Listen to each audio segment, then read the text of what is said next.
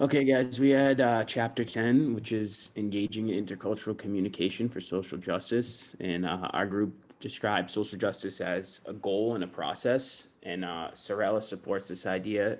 They say that the overreaching goal of social justice, as incorporated in our daily lives, in our workplace, our homes, communities, organizations, nations, and globally, is equal access to participation and distribution of opportunities and resources among all members and groups to meet their needs.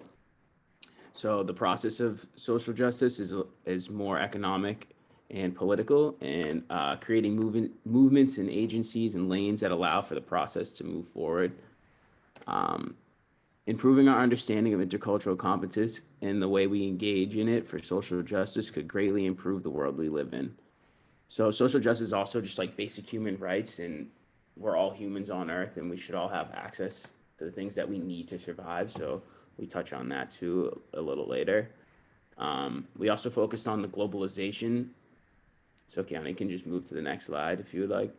And that globalization is making the world get smaller and smaller, and especially through the use of mass and social media, we exchanging information and news on a level like never seen before. So this magnifies a lot of these issues that we're dealing with, especially in the social justice realm, like the Black Lives Matter movement and things like that. And I think that social media is really pushing those ideas forward, especially with a younger group. So I'd like to know if you guys have anything on like the social media aspect of these movements and Yeah, I think social media has actually um, brought to light these situations. Like I feel like it's made a stronger impact. I think more people are being able to see it, especially like the younger generations, and they get to understand the realities of like the life that they're actually living in from a young age. And I think going on, they're going to be like the people who help change like the unjust laws and unjust treatment of certain groups of people, not even just with Black Lives Matter, but just all over the world. yeah, I agree. And also like the spreading of news on social media is like the video of George Floyd. Like the first time I saw that, I opened my Instagram. I forget who posted it. I think it was like a rat. I think it was like Ti or something. But someone posted, and I was like, "Oh man, like this is brutal." Posted the whole video on Instagram. That was like and I think a lot of people's was like that. I don't know about you guys, but for me, Right. that's how I saw it. Well, that's a part of globalization. Globalization. I mean, in simple terms, it makes the world smaller, so everybody has access to information of things that are going on all across the world, not just where they're from. Yeah, Um, I think that's that's what. important too because a lot of communities are. I know where I come from. I'm a very small town in the middle of Massachusetts, Right. and our school was not diverse at all. We had like 100 kids each grade, and there was probably like majority of our students were white, and a lot of people around here don't have to face those problems. And I think social media kind of like brings that to communities that don't have like those kind of problems, but are also very prevalent, especially like when I went to college and I left that like area, it like opened my eyes to like what's really going on around. And I think social media like allows other people who aren't like who those don't affect their like everyday lives. It kind of like allows them to see what's really going on for other people. Right. uh, yeah, for sure. And that also, like you said, it also brings this like community together of like, oh, this is like the social justice movement, and it that also like creates conflict on the other side. That is also like this social media also brings a group of people who oppose that or like object to. They're like, oh, we don't want to see all this Black Lives Matter movements on the social media. Like, we're done with that. Like, there's a group of people who like foster the opposing idea of social media, and you get like this intercultural conflict, which I think we talk about pretty well in the slides and stuff. One thing Right. I try to say as a parent, certain things are just too much on social media. I should be able to, monitor how my children are receiving certain information. Because as we know, the media definitely plays a role on, making a certain type of picture. And I think that's why a lot of kids now, and, Black parents are talking to their kids about, how to, you know, interact with law enforcement, for example, in this situation, if people could see the video, how do you react to that? And I know that I'm letting my kids watch the news a little bit more, but I'm monitoring like what insights they're getting their information from and allowing them to ask questions as well. I just feel like we don't really talk about, how youth are affected by these types of situations. Yeah, for sure. All right, so if we go on to the next side, we're talking about the micro frame analysis of social justice. That's the social work services serving people on individual and one-to-one scale is common at this level. And at this stage, it's common for more personal accounts of injustice being shared through family members, co-workers, and local community members. People are looking for resources for help, but may not know where to begin. And it is noted in the media as of yet. It is not noted in media as of yet. So the Black Lives Matter movement was founded in 2013 in response to the acquittal of Trayvon Martin's murderer. The Black Lives Matter Global Foundation Incorporated is a global organization in the US, UK, and Canada, whose mission is to eradicate white supremacy and build local power to intervene in violence inflicted on Black communities by the state and vigilantes. Right. And social media is allowed. Wait, what? Do you guys remember what the Trayvon Martin murder was? For people who don't know, listen. Yeah. Yeah, Yeah. definitely go into it. Like, So basically, like, there was this teenager. He was like a young Black kid. I think he was like 17 or 18. He was walking home from he was walking to his house from the store, and this like, I guess it was like this neighborhood watch guy. His name was like George Zimmerman. He like started following him because he thought he was like suspicious or whatever. Because like he was wearing like a hoodie. He thought he was like a criminal or something, I guess. So he just started following him, and so basically he followed him to his house, and like Trayvon was like, yo, why is this dude following me? So like he like turned around and like confronted him. They got into it. He pulled out a gun and shot him, and then he died. And it caused like this whole controversy because it was pretty much like straight up murder. So like it caused this whole controversy when he like got acquitted. Exactly. For anyone who doesn't know about it, because it happened a while ago. yeah. And so basically, social media has allowed for more footage and acts of violence, especially when a person of color is having an interaction with the police, to be broadcasted by the masses. Not to cut you And off, but yeah, that Trayvon Martin situation, that was like the first time I think I remember seeing like a social justice issue being like portrayed on social media and the news. Like oh yeah, for that was sure. right at the advent of like Instagram and like that Exactly. started really popping. And I mean, for me, like I love hip hop music and I love like I just love that, and which is Black culture, and all those people that are following, they were just pumping that picture Yeah, in the hoodie. That's like iconic, that picture. Like I Right. remembered. I think that started this like I think that was like the first instance of like a Black person being killed by the police on like that was like really broadcast on social media like that, for sure. Like I can't think of anything further back than that.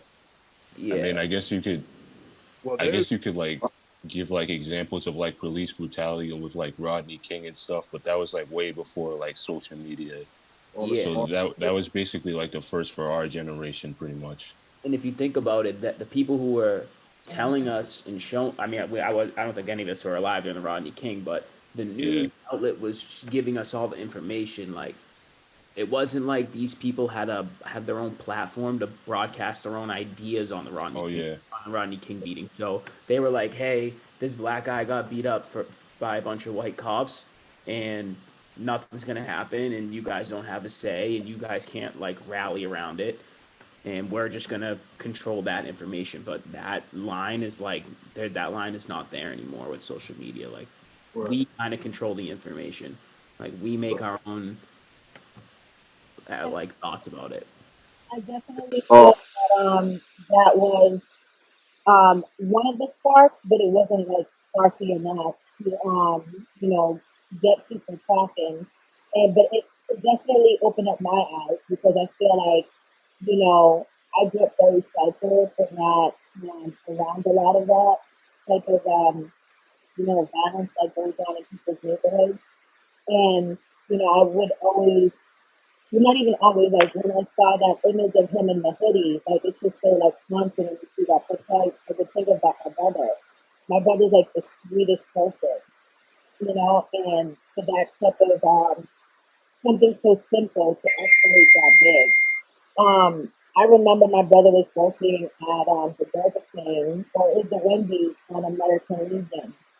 And one day somebody came to the drive-thru asking for something that they just want. And the person was mad that they didn't have apple juice. And the person came out of their car into the Wendy's behind the register and literally just started like banging on my brother. And it's just like, well, how did that escalate? The police never came.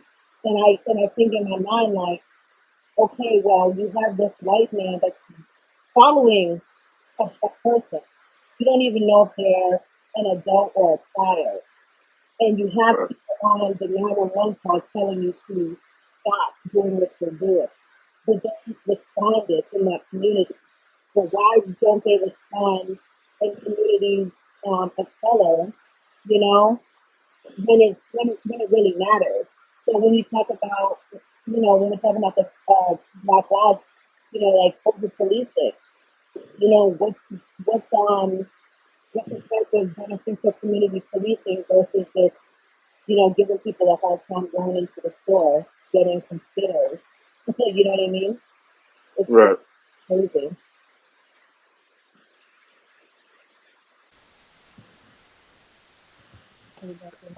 As far as social media goes, I feel like um, Brown, the Martin was Michael Brown. Um, the kid, he was in the store and the police shot him as he was running away. Yeah. Um, him stealing. I think that one was one of the first ones that had actual footage of where you could like hear the shots and everything. Um, and it just overall traumatized people um in the African community even more because like we lived through these type of discriminations and prejudices every day.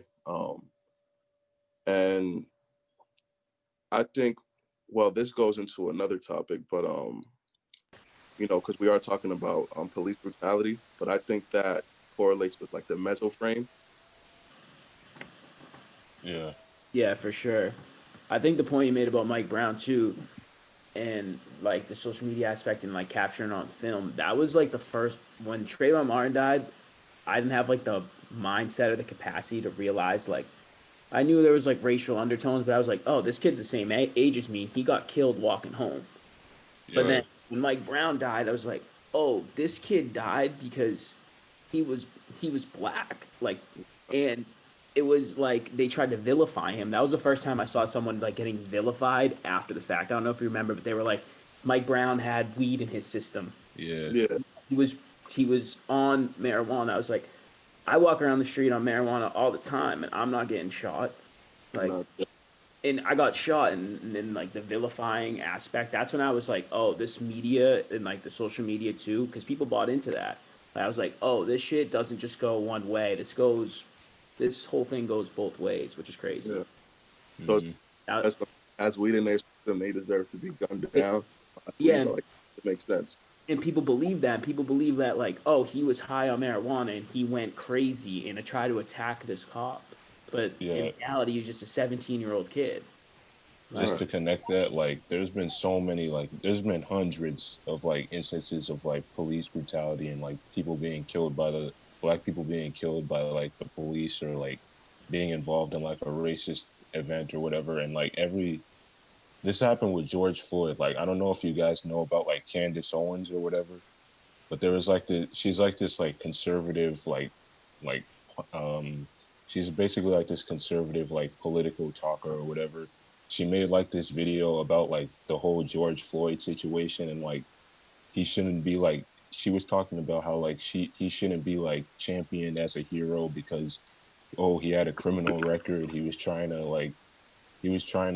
doing something at the time when he got killed. Da da da da da. So it always like every time I see that, I always like see like people trying to like dig up the person's past and like try and make an excuse to like justify why they got killed. So it's like I don't know.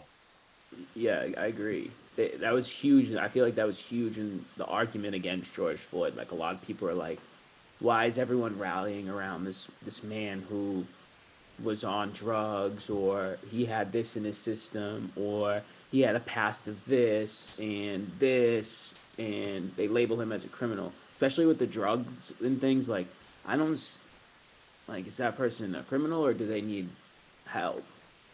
You know what I Yeah, mean? Like, exactly. and labeling him as a criminal is just to belittle him and the movement and the race, like as a whole, like from micro to like macro. Like that's what you're doing to Yeah. Yeah, me. exactly. To me.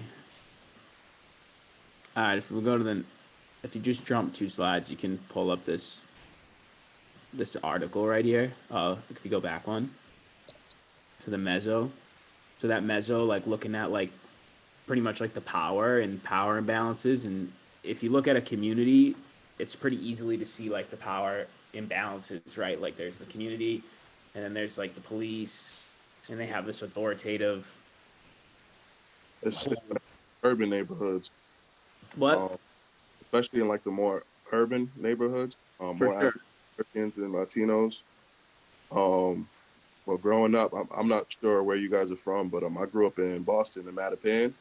Yeah. Um, Lots of black people, Haitians, Jamaicans over there. And growing up, I had a situation where I'm leaving middle school at that. I'm with a group of friends, probably like 7 of us, and I guess my middle school was near Rosendale, and there's like a Family Dollar around there.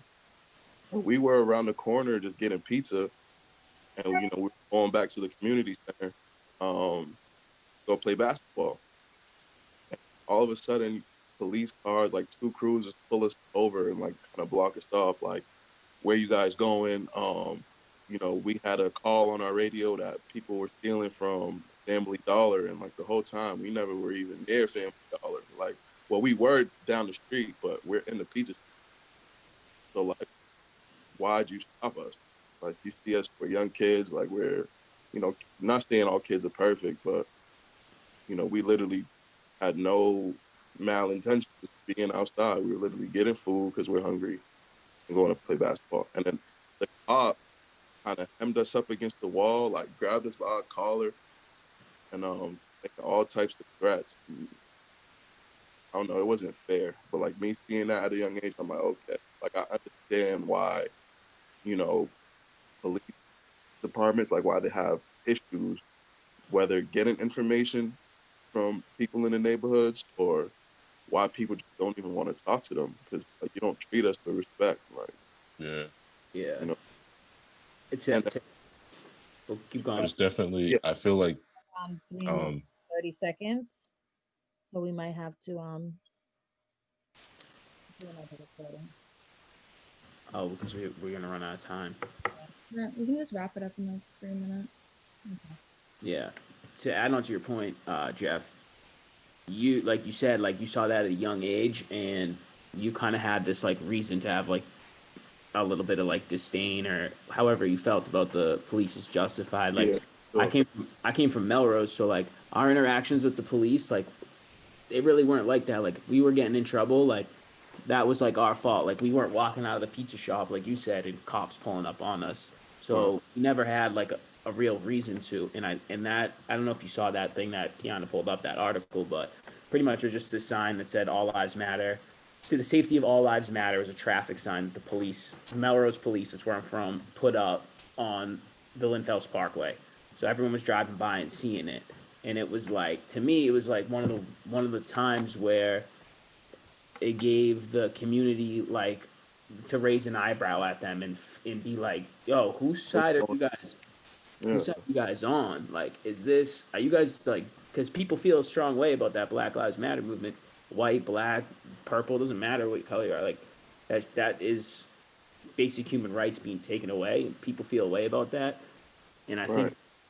I think that a lot of people in the community were like, "Oh, that's a slap in the face," and Yeah. some people in the community were like, "What are you guys talking about? There's a traffic sign talking about safety. Like, you've seen it all day, but the verbiage, right? Like, of all lives matter." So I just put that in there to see what you guys thought about it. Well, they do that to kind of deflect what we're like the message that we're the Black Lives Matter movement is not saying that Black Lives matter more than any other type of life. But when you look over the course of history, Black lives have been, you know, affected a lot more negatively than any other Hmm. people in this world.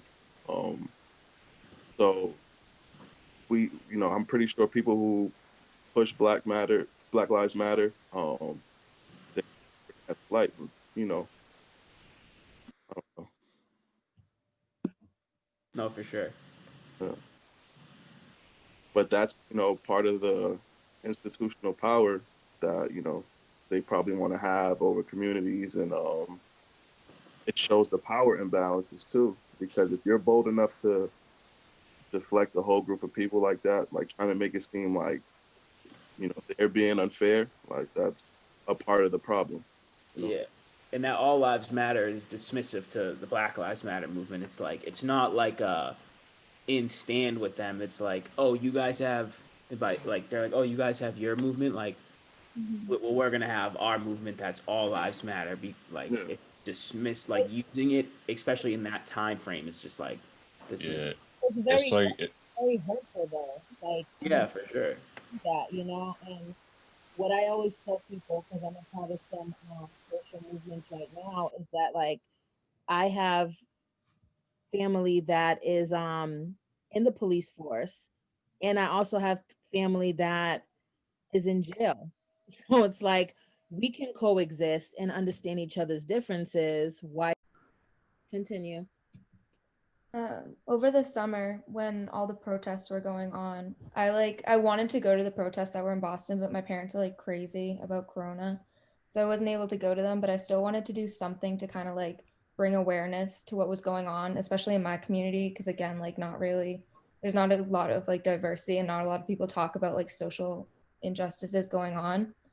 So me and my friend, we made about like 30 signs. Took me hours, like huge signs, and we put them all around town. We went around at like 8:30, 9 o'clock and put them around town. And within 20 minutes, we were driving around. We passed 3 or 4 police cruisers and we saw them all taking down the signs. And it was in like 20 minutes. And then we were pulling out of a parking lot where we were like sitting and waiting. And a police officer pulled in and like kind of like blocked our car in, and he was like, "What are you guys doing? Like, why are you driving around town?" And I kind of like hid the signs under because I knew what they were like going and looking for. And he just like was questioning us. He was like, "I think it would be best if you guys go home." And then when we were driving home, we like kept seeing police officer cars going around and like ripping down all the signs. And this was within like 20 minutes of us putting them up. And like my town is very small. There's like 13,000 people in my town. So it's like a very like Where are you small from? community. Huh? Where are you from? Upton. It's like near Worcester, like Central Mass. Yeah, I know Upton. Yeah. So like no one really talks about social injustice going on, and then like the second you try to bring any like awareness to it, my town just like would completely shut it down. They're like, "Nope, we don't want that here." And I forget exactly what he said, but he kind of knew we were the ones going around putting up the signs, and he was just like, "There's no need for that in this town. Like we're fine here." So kind of just like dismissing it and being like, since we're okay, like we don't have those problems, we don't need to acknowledge them.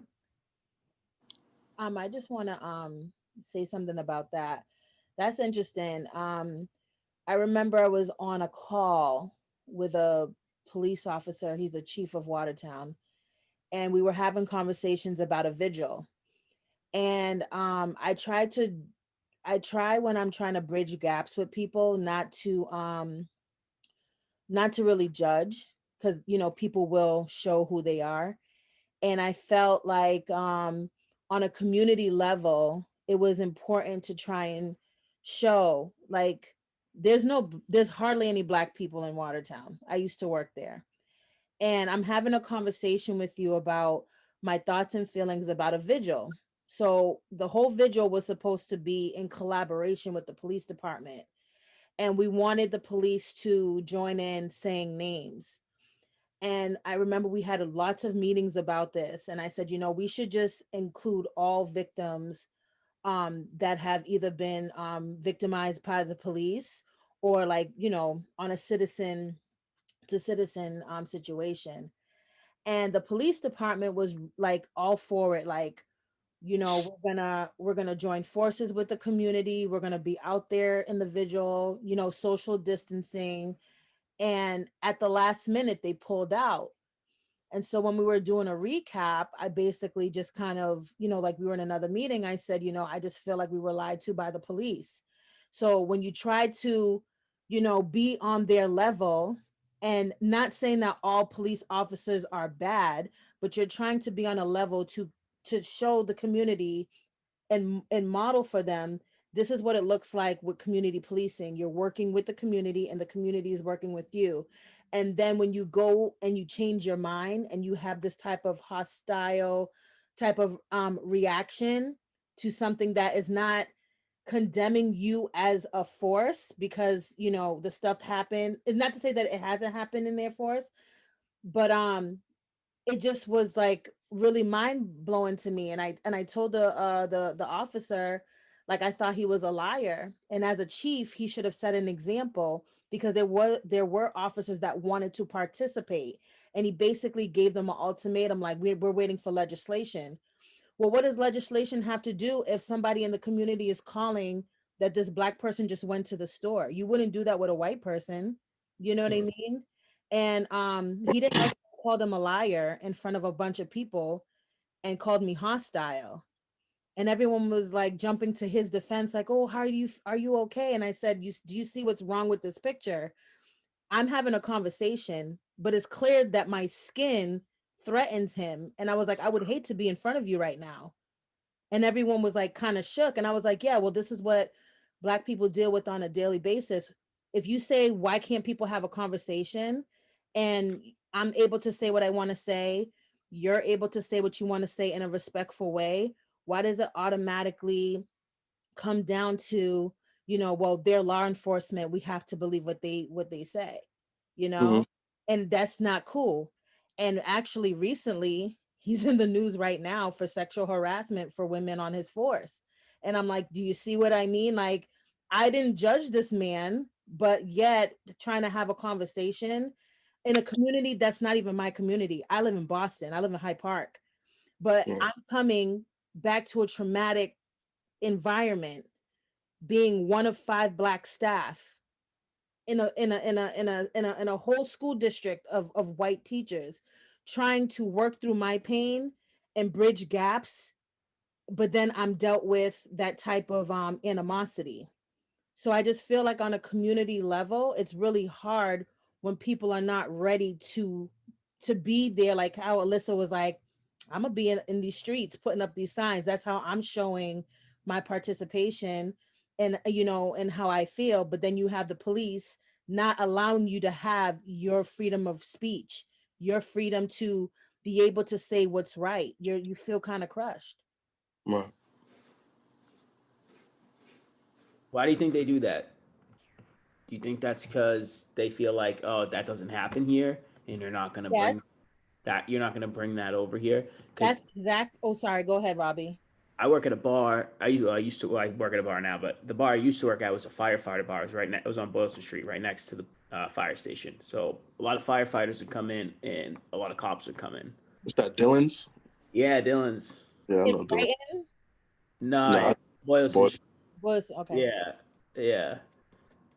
But there would be cops coming in, a couple from Watertown, and when like they would be like, oh, a lot of these people forget. They forget that when people came here and were terrorizing the city, like we stepped up, and you guys are like being dismissive towards us and the work we do.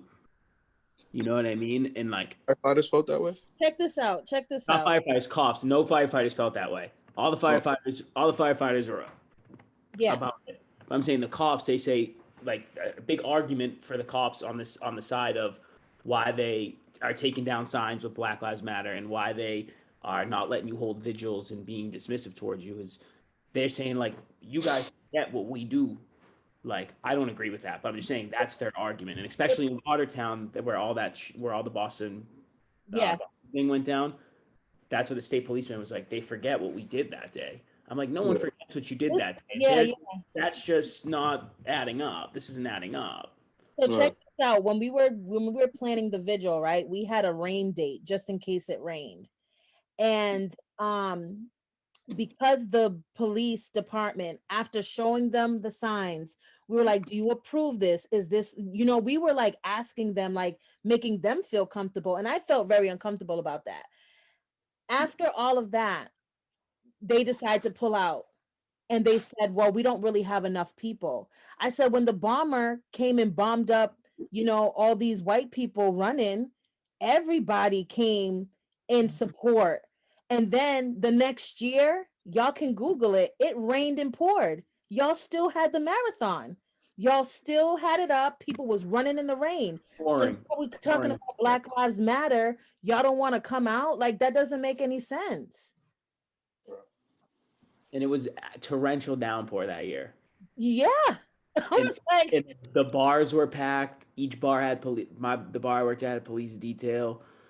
You know what I mean? They were up and down the street. Police was everywhere. They actually blocked off. It's normally like that Hereford. They take a right on Hereford and left down onto Boylston, and you can kind of cross from like in between Mass Ave and Hereford. You can cross. That was no longer the case, and it was completely shut down. And that was where police were headquartered. They had a massive headquarter like situation tent. There was food for them. Like that was their like area, which was never their area before. So it just kind of goes to show you like what you're saying. Like what are you guys talking about? Who forgets? Is it you? Is it we who forget, or is it you guys who are forgetting? You know what I mean? yeah. I'll go to the next slide.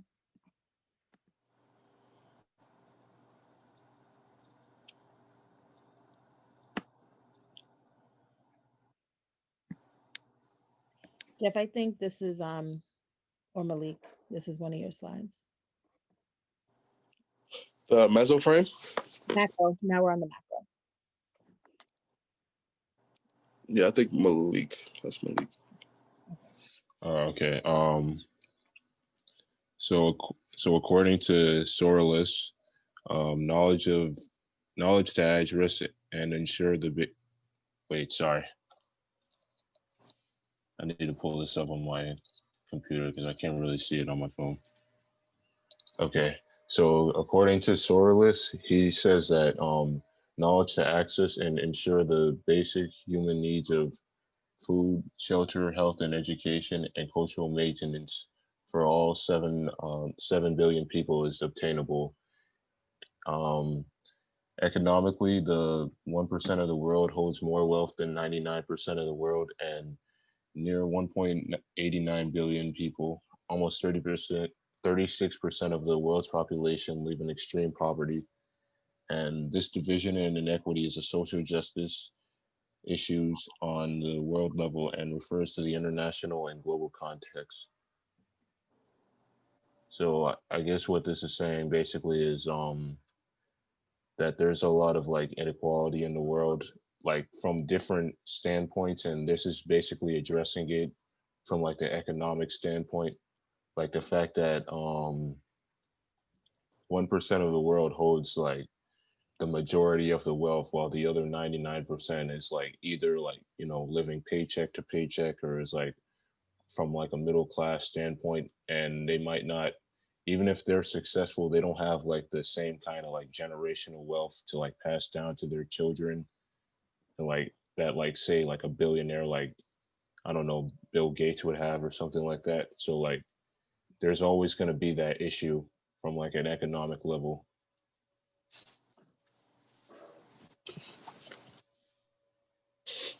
Right. Yeah, I agree, Malik.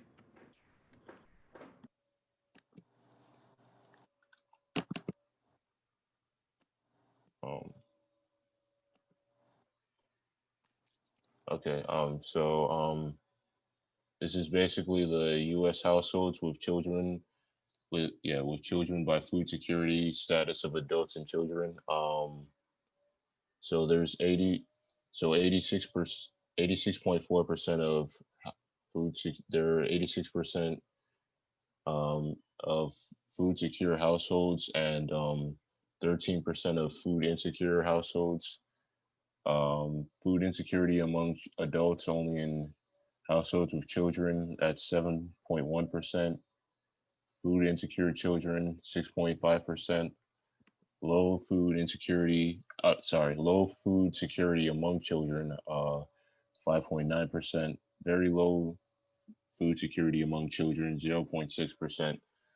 Um, so on the macro frame analysis of social justice continued, according to the census.gov, there is over 7.7 billion people that live on the planet, and 8.9 of that are affected by world hunger.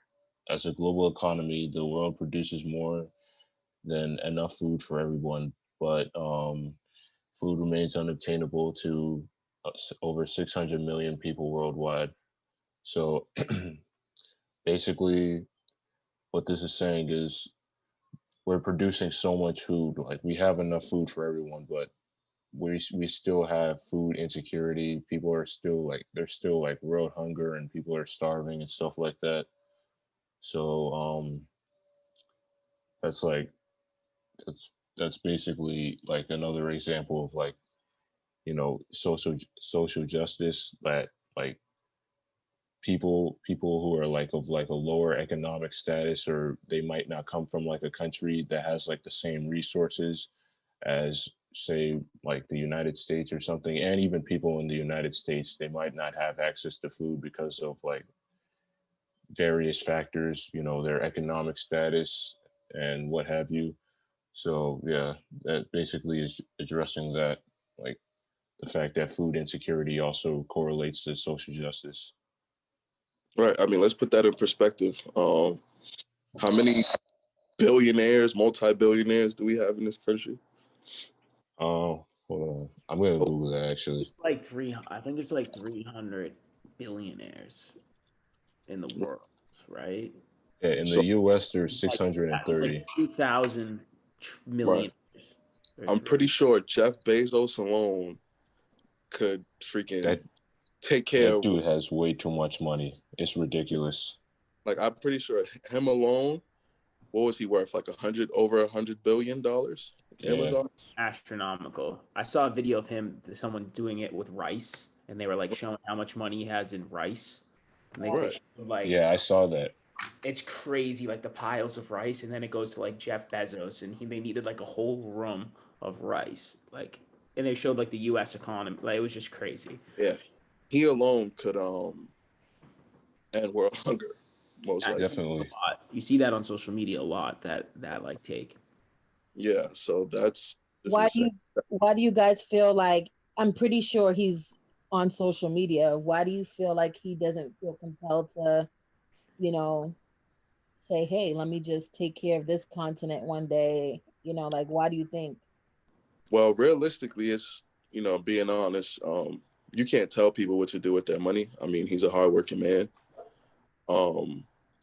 But I mean, he put himself in a position to win. Like, congratulations. Like, he won that life, but I don't think it's solely his. But I don't know. I feel like if I had $100 billion plus, I personally would, try and make the world a better place. But Yeah.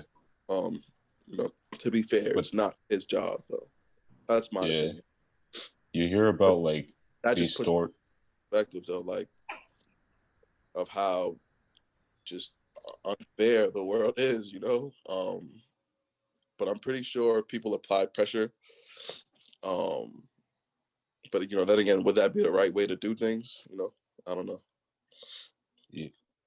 Yeah, and you hear about like speaking like Jeff Bezos, like how the conditions in like these Amazon warehouses and stuff like that, and like how people weren't getting paid during the pandemic, and how this dude like made billions during this pandemic. I don't know, like I feel like it goes to like him like exploiting like lower class people and stuff like that. Like, and like, I'm not gonna be like a hypocrite because like I use like Amazon too to like order stuff. I think a lot of people do, but like it just shows like, you know, like how like backwards things are in the world where like this dude has like hundreds of billions of dollars and you know people are still struggling to make ends meet and people those some of those people are literally working for him and they still can't even like put food on the table for their families in like an effective way. They're still like struggling, living paycheck to paycheck.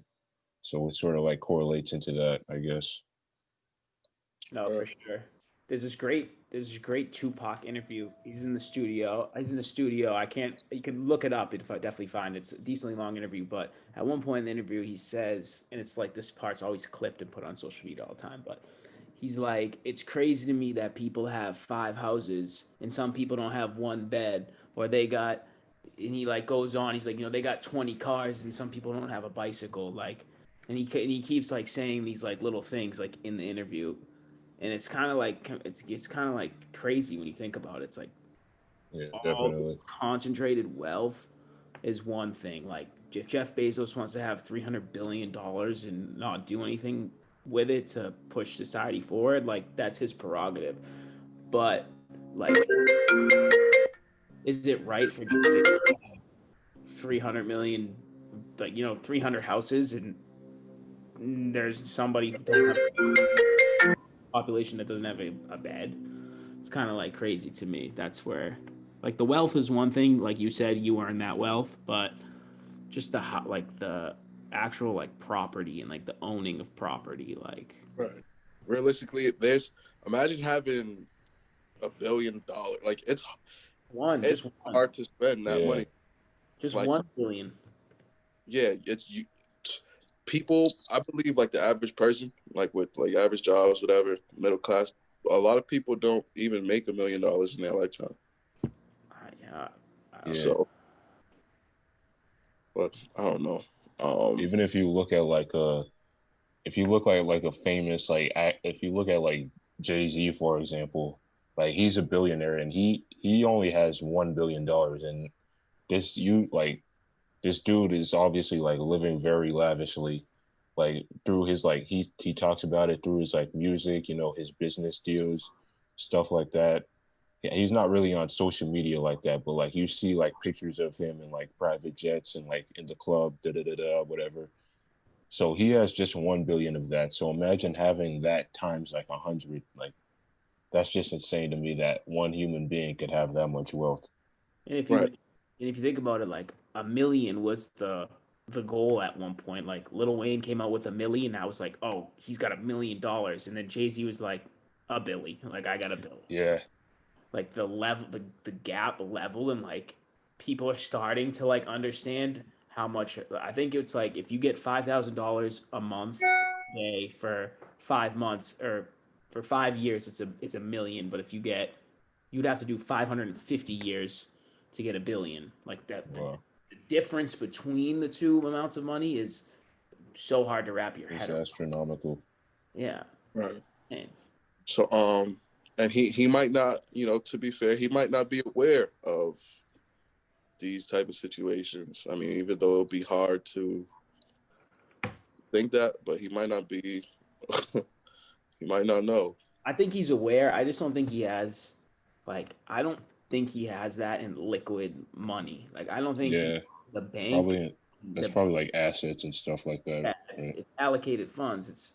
You're talking about this guy owns a company that stock came in at like $10 and is now worth 2 grand, and he probably had 100,000 shares.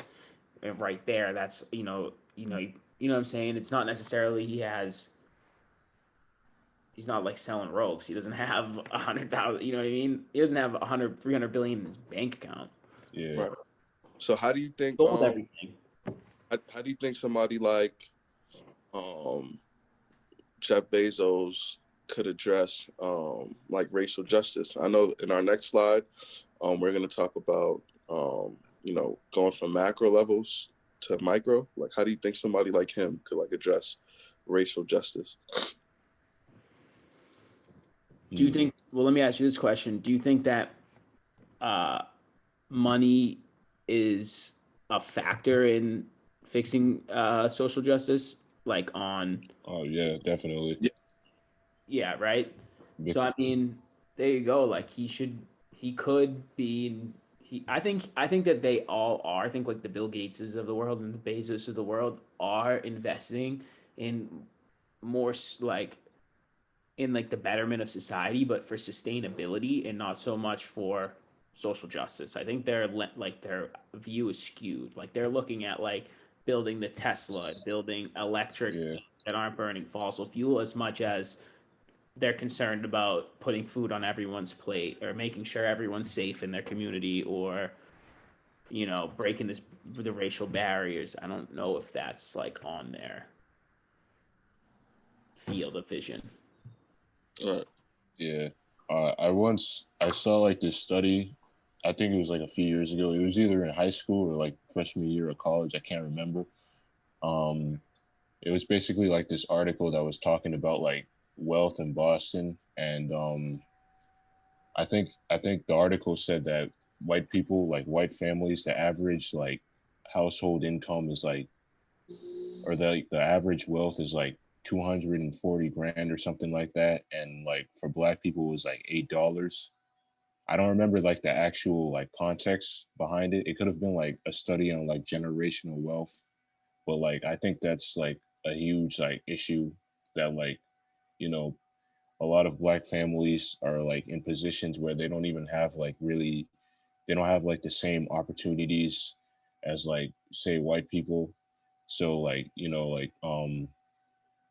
it's a lot harder to like get a job and be able to like create wealth for your family.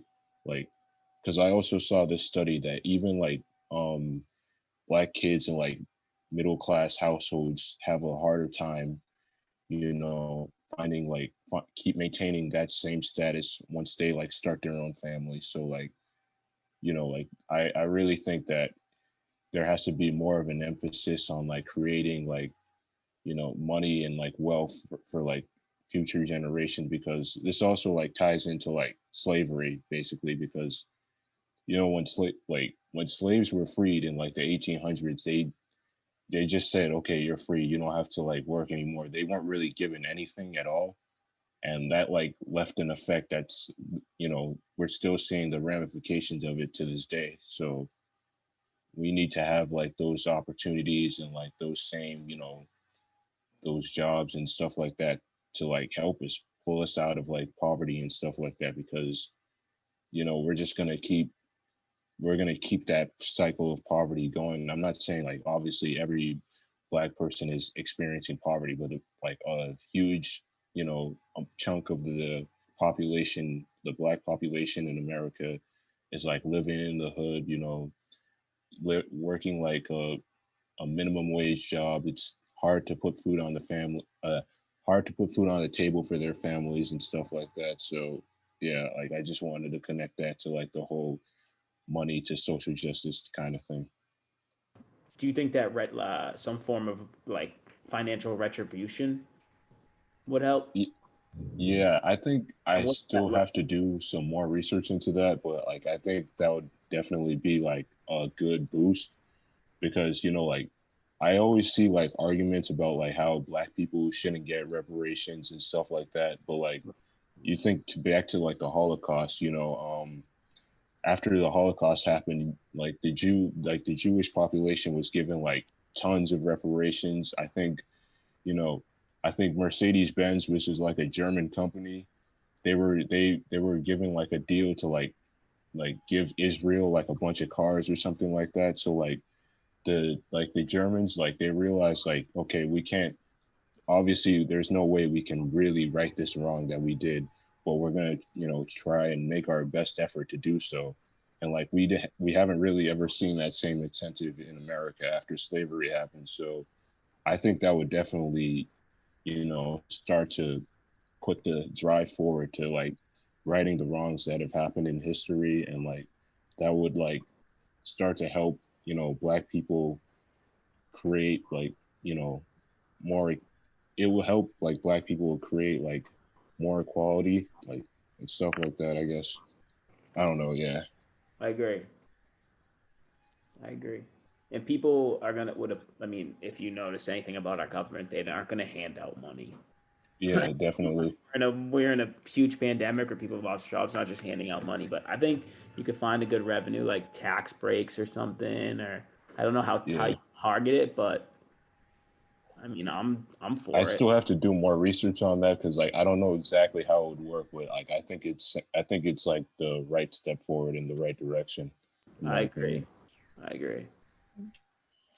Okay, cool. We have about 10 minutes, so I'm gonna go through a slide really quickly. So when we talk about social justice, we talk about intercultural competency for social movements. Sorry, is that my background? I don't know. Yeah. It's mine? Or Yeah. Jeff, can you put it on mute? Oh. Intercultural competence is the knowledge, attitudes, and skills needed to engage effectively in intercultural situations. Self awareness is also important, to just be self aware of ourself, our beliefs, our assumptions of other people's cultures.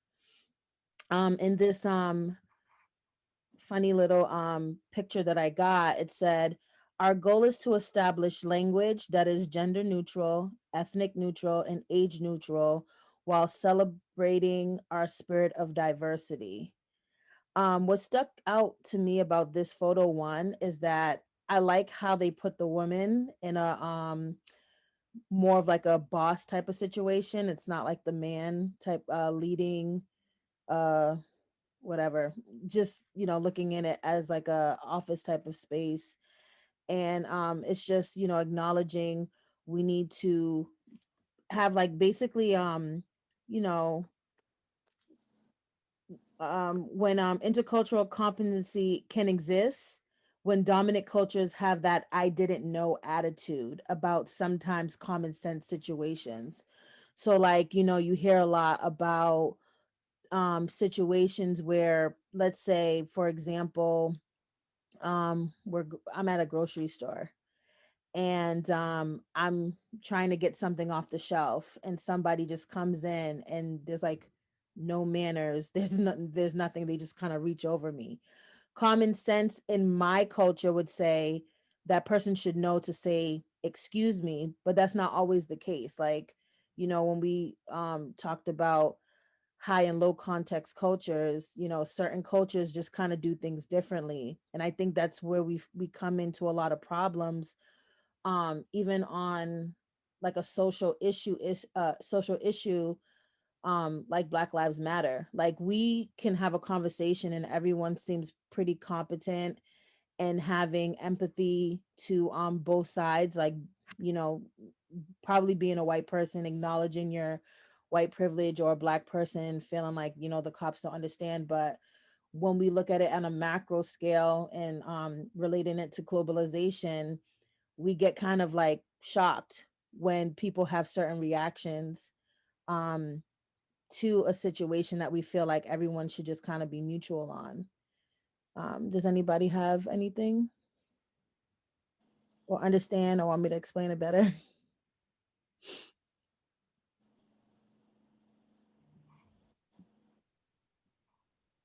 Okay, moving on. Intercultural alliances for social justice. When it comes to globalization, alliances are important and necessary. Interpersonal and political relationships form together to create these intercultural spaces for communication. So you're accepting people's culture differences, you're forming allies, processes are developing with trust and dialogue. I put a picture, tomato tomato. So they're both a vegetable, we both eat it, sometimes we just see things a little bit differently, and bridging those gaps are really important. Another photo that I put up, I hear you, empathy, just like I said, bridging the gaps. Yeah, I think that's important, right? Like the conversation and like just like getting comfortable and like the ability to like openly communicate about it. is Mhm. like just important to the movement for social justice, and just like bringing up those points. It's a good slide. Off to you, Alyssa.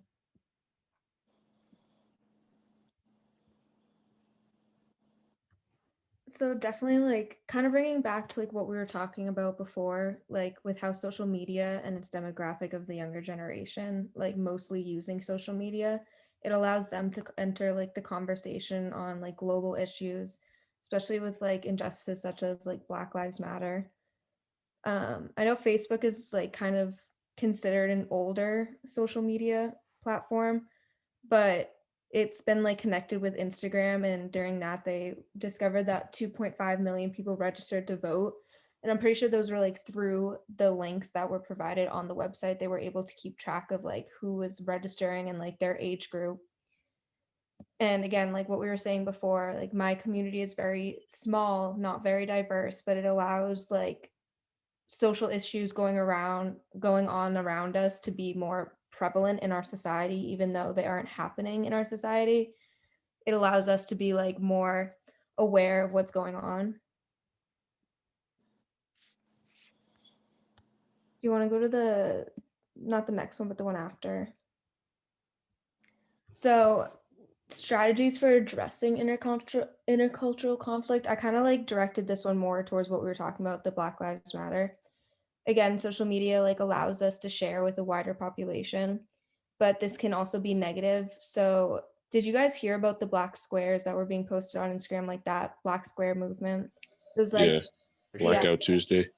yeah. So like there was one day everyone was posting like a black square on their Instagram and just saying like, oh, I stand with you. And that was kind of like the purpose of it, to like be like, I'm an ally, I want to stand with you. But there was a lot of controversial like opinions with it, because people were using like the hashtags like Black Lives Matter, and it was like clouding the feed with just pictures of like black squares, which was kind of like not ignoring, but like not giving the right attention to like the information that needed to be presented. It was kind of just like whenever you would click the hashtag, it would just be a bunch of like black screens instead of like information that would help someone that needed that information.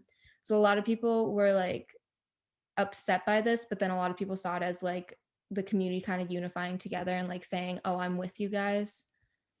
Another way for addressing this conflict were the peaceful protests that drew attention to the movements. Obviously, a lot of them kind of backlash and they turned into riots, but the news, I don't think like really portrayed it correctly. Like I know a lot of like the riots that occurred were from people who were showing up at the end of the protest. A lot of them were white. Like they weren't really there for what the protest was for. They were just kind of like using that as a movement to kind of do what they wanted. And that drew a lot of like negative attention towards the protest and made them appear as if they were like riots. But all of the protests were originally like, their goal and motive was for them were to be peaceful protests to draw attention to what was going on, spread information and awareness. And again, like those videos of like the cops showing up to like these protests and just being like overly aggressive for no reason, I think that like really, like a lot of like news stations kind of like brushed over that and didn't really like show what the police were doing, and kind of like made it like, oh, they need to be controlled, that's why the police are here doing this. But like in reality, they didn't need to be controlled. It was a peaceful protest where people were sitting around talking about what was going on. And just in like adjusting like micro like frame lenses, like with people in your own community, another way to like solve this would be like, a lot of people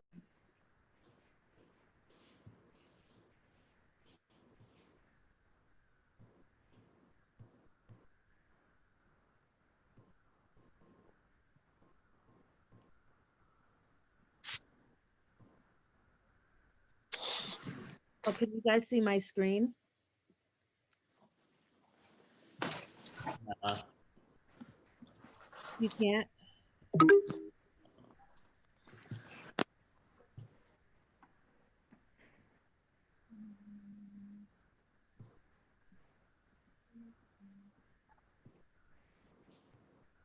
All right, there we go.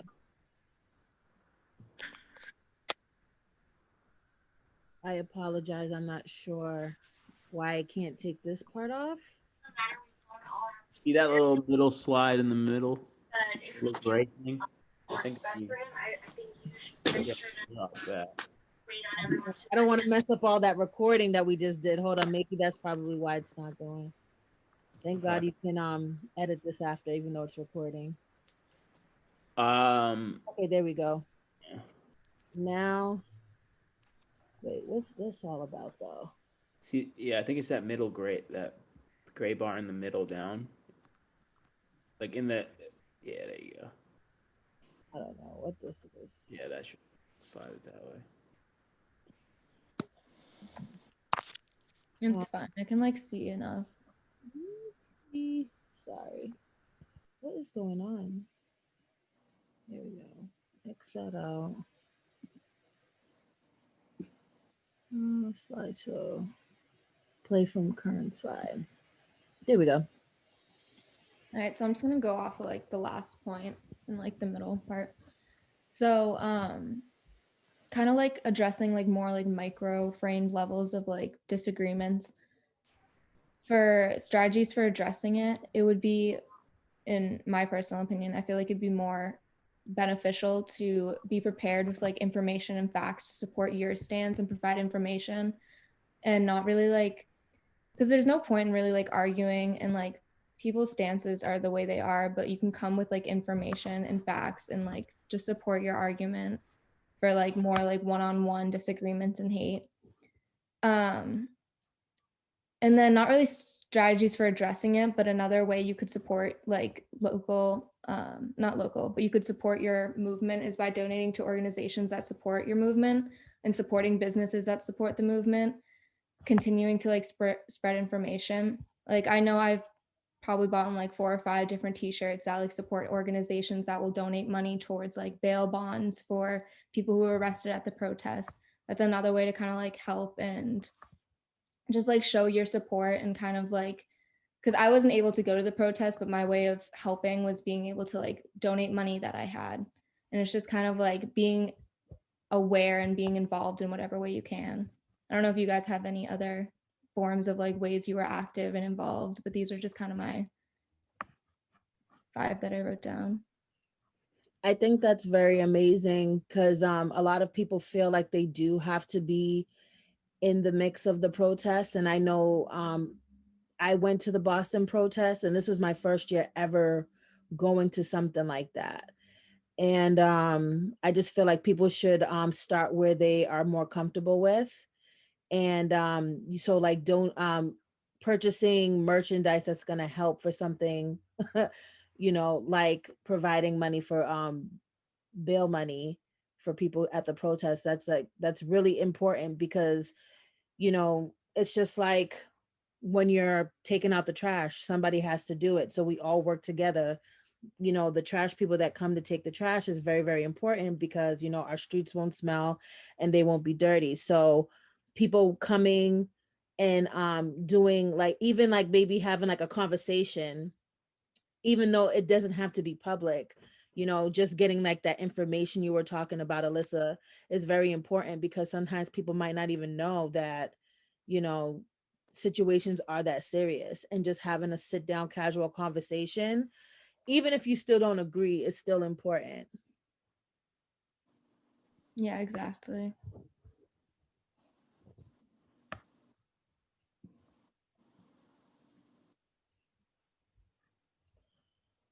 So now that we've talked about social justice, does anybody have any last reflections or thoughts that they want to share?